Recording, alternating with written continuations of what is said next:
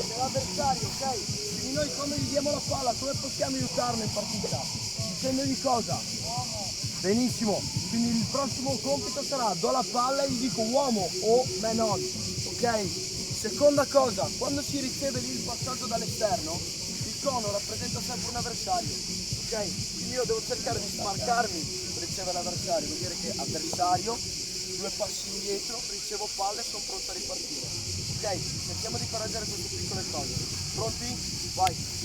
Uomo!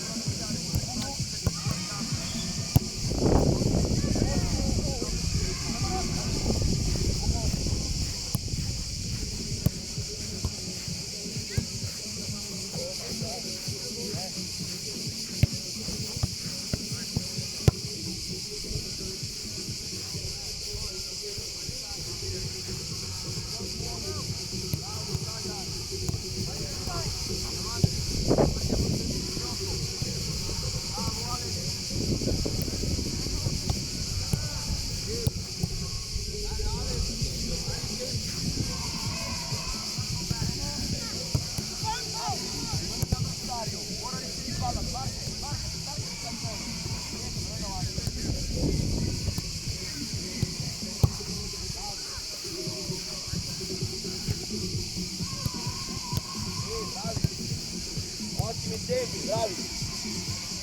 Marcati, marcati!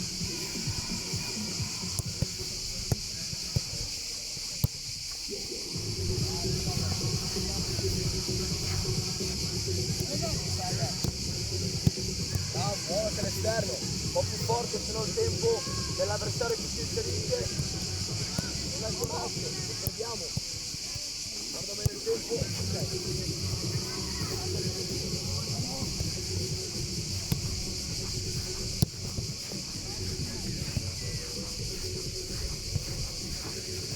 Bene.